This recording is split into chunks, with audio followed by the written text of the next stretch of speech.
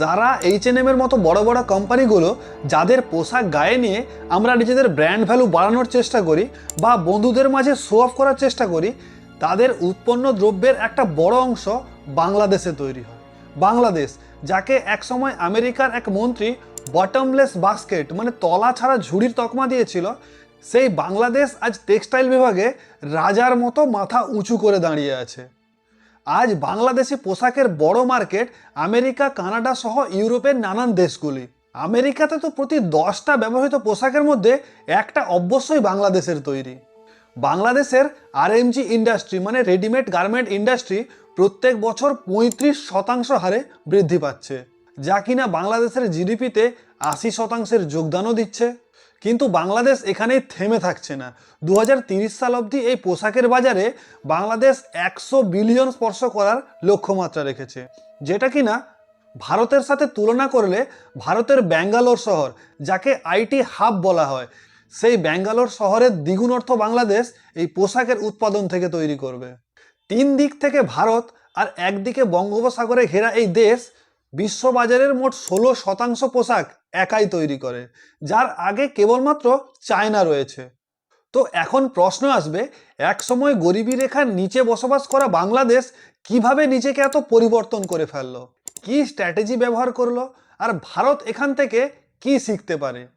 কিভাবে পৃথিবীর রেডিমেড পোশাকের মার্কেট বাংলাদেশ নিজের দখলে করে ফেললো, মানে রেডিমেড পোশাকের জগতে বাংলাদেশ রাজা হয়ে গেল, তা জানবো এই ভিডিওতে।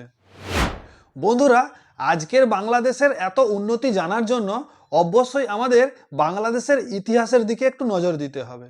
বাংলাদেশের কাপড়ের ইতিহাস 500 বছরের বেশি পুরনো। বাংলাদেশের বিখ্যাত ঢাকা মসলিনকে কে না চেনে? তবে এই ঢাকা মসলিনের সম্পূর্ণ ক্রেডিট কিন্তু বাংলাদেশের বা তৎকালীন ভারতের একার নয়। এটা আসলে ইরাকের কাপড় তৈরির একটা পদ্ধতি, যেটা 1210 সালে সম্রাট কুতুবউদ্দিন আইবক ইরাকের মাসুলি উপত্যকা থেকে নিয়ে এসেছিল। তৎকালীন সময়ে ইরাকে খুব ভালো মানের কাপড় প্রস্তুত হতো, যা থেকে প্রভাবিত হয়ে সম্রাট কুতুবউদ্দিন আইবক কিছু ভালো মানের তুলোর চারা আর শ্রমিক তখনকার বেঙ্গল রিজিয়নে নিয়ে আসে। সেখান থেকে শিক্ষা নিয়ে বাংলাদেশের ঢাকা মসলিন গড়ে ওঠে, যার জনপ্রিয়তা সারা পৃথিবী জুড়ে ছিল। ইস্ট ইন্ডিয়া কোম্পানির সময় ব্রিটিশদের ইংল্যান্ডে তাদের স্থানীয় পোশাকের চেয়ে ঢাকা মসলিন বেশি জনপ্রিয় ছিল। তাই তো বলা হয় যে ঢাকা মসলিনের একটা 50 মিটারের কাপড়ও নাকি একটা দেশালাই বাক্সের মধ্যে ঢুকে যাবে। সত্যি না, সত্যি কিনা জানি না, তবে এটা হয়তো কাপড়ের গুণমান বোঝানোর জন্য ব্যবহার করা হয়। তাও সত্য। যাই হোক, ইংল্যান্ডে ঢাকা মসলিনের জনপ্রিয়তা এতটাই বেড়ে গিয়েছিল যে 1719 সালে লন্ডনে ঢাকা মসলিনের বিরুদ্ধে আন্দোলন শুরু হয়। তারা বলে যে ঢাকা মসলিনের জন্য তাদের স্থানীয় ব্যবসা নষ্ট হয়ে যাচ্ছে। ওই সময় ঢাকা মসলিন পরিহিত মহিলাদের হ্যারাসমেন্ট করা হয়, তাদের উপর অ্যাসিড অ্যাটাক করা হয়, যার ফলে বাধ্য হয়ে তৎকালীন ব্রিটিশ সরকার 1720 সালে বাংলাদেশি কাপড় ব্যান করে দেয়। এরপর শিল্প বিপ্লবের হাত ধরে ব্রিটিশরাই আবার বাংলাদেশে কাপড়ের ফ্যাক্টরি বানাতে শুরু করে, কারণ ওই সময় ভারতীয় শ্রমিকদের তুলনায় ব্রিটিশ শ্রমিকদের মজুরি অনেক বেশি ছিল। ফলে ব্রিটিশদের হাত ধরে পরাধীন ভারতের বেঙ্গল প্রভিন্স কাপড় উৎপাদনে অনেক এগিয়ে যায়। আর এটাই ছিল আজকের বাংলাদেশের কাপড়ের জগতে খ্যাতি অর্জন করার বীজ। তবে ওই যে কথায় আছে না, যে কোনো বীজকে ঠিকঠাক পরিচর্যা না করলে সেটা কোনোদিনও বড় বৃক্ষতে পরিণত হয় না। ঠিক সেরকমই সময়ের সাথে সাথে বাংলাদেশ তাদের নিজেদের শিল্পকে অবহেলার কারণে নষ্ট করতে শুরু করলো। বাংলাদেশ স্বাধীন হওয়ার ঠিক পরেই 1972 সালে বাংলাদেশ সরকার সমস্ত কাপড়ের ফ্যাক্টরিগুলোকে রাষ্ট্রীয়করণ করে দিল। ফলে সময়ের সাথে সাথে দেখভালের অভাবে এই গৌরবময় শিল্পটা লস মেকিং শিল্পে পরিণত হতে লাগলো। ঠিক এমন সময় 1979 সালে বাংলাদেশে নুরুল কাদির খান নামের এই ব্যক্তির আবির্ভাব হয়, যাকে বাংলাদেশের আনসুং হিরো বলা হয়। তিনি দেশ গার্মেন্টস কোম্পানি নামের একটা কোম্পানি স্থাপন করেন রেডিমেড পোশাক বিদেশে রপ্তানি করার জন্য। উনার দূরদর্শিতা ভীষণ প্রশংসনীয়, কারণ উনি ওই সময় থেকেই বুঝতে পেরে গেছিলেন যে আগামী দিনে রেডিমেড মার্কেটের জনপ্রিয়তা কতটা বাড়বে। তাই তিনি বাংলাদেশ থেকে 130 জন ছেলেমেয়েকে দক্ষিণ কোরিয়া পাঠিয়েছিলেন, সেখানে গিয়ে রেডিমেড পোশাক তৈরির সমস্ত কিছু শিখে আসার জন্য। তারপর তাদের নিয়ে এগিয়ে চলে উনার দেশ গার্মেন্টস নামের কোম্পানি। উনার এই সফলতা নজর কাড়ে সরকারের, ফলে সরকার সমস্ত কাপড়ের ফ্যাক্টরিগুলোকে বেসরকারিকরণ করে তাদের মালিকদের কাছে ফিরিয়ে দেয়।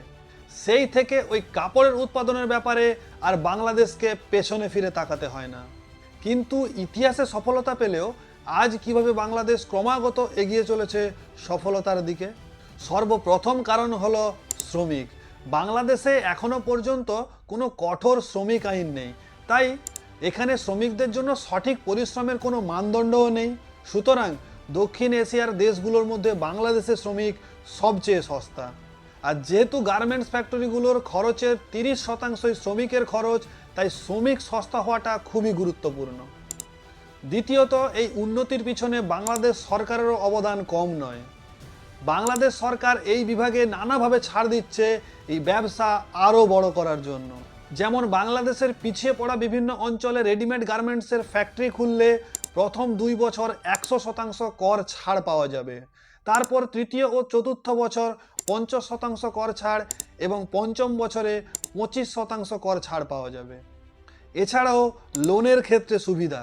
বাংলাদেশে টেক্সটাইল সেক্টরে ব্যবসা করতে চাইলে খুব সহজেই বড় মাপের লোন পাওয়া যাবে। এখানেই শেষ নয়, এরপরও বাংলাদেশ সরকার রেডিমেড পোশাক রপ্তানির ওপরে 5% ক্যাশ ইনসেন্টিভ দেয়, আর সুতা রপ্তানির ক্ষেত্রে 2 থেকে 4% ক্যাশ ইনসেন্টিভ দেয়।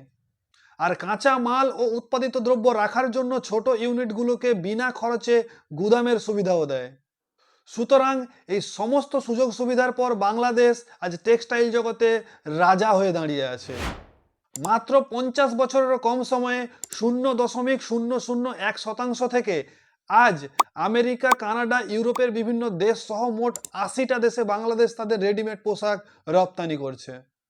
প্রায় 1 কোটিরও বেশি বাংলাদেশি এই গার্মেন্ট সেক্টরে প্রত্যক্ষ ও পরোক্ষভাবে রোজগার পেয়েছে। বাংলাদেশের টেক্সটাইল ইন্ডাস্ট্রি প্রত্যেক বছর 15% হারে বৃদ্ধি পাচ্ছে, ফলে এর সাথে সাথে অন্যান্য সেক্টরও উন্নতি করছে, যেমন ব্যাংকিং সেক্টর, ট্রান্সপোর্ট সেক্টর ইত্যাদি। আর সেখান থেকেও অনেক লোকের রোজগার আসছে। এবার যে প্রশ্নটা আগেই করেছিলাম, এতে ভারতের কি সুবিধা হচ্ছে? বাংলাদেশে উৎপাদিত হওয়া কাপড়ের জন্য প্রয়োজনীয় তুলোর 50% তারা ভারত থেকে আমদানি করে, তবে ভারতের চেয়ে তাদের উৎপাদন অনেক বেশি। তাই ভারত সরকারও নিজেদের দেশে টেক্সটাইল সেক্টরকে আরও উন্নত করার দিকে নজর দিয়েছে। ছোট শহরগুলিতে টেক্সটাইল ইন্ডাস্ট্রি নতুনভাবে গড়ে তোলার জন্য বিভিন্ন রাজ্যকে আর্থিক অনুদানও দেওয়া হয়েছে।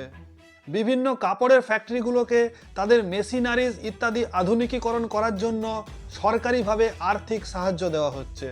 ফলে প্রতিবেশী দেশের মতো ভারতও এই টেক্সটাইল ইন্ডাস্ট্রিতে আরও এগিয়ে যাবে, আরও উন্নতি করবে বলে আশা করা যায়। সো বন্ধুরা, আজকের মতো এ পর্যন্তই। যদি ভিডিওটা ভালো লাগে তাহলে অবশ্যই লাইক করে চ্যানেলটাকে সাবস্ক্রাইব করতে ভুলবেন না। ভালো থাকবেন সবাই, দেখা হবে আগামী ভিডিওতে। আজকের জন্য ধন্যবাদ।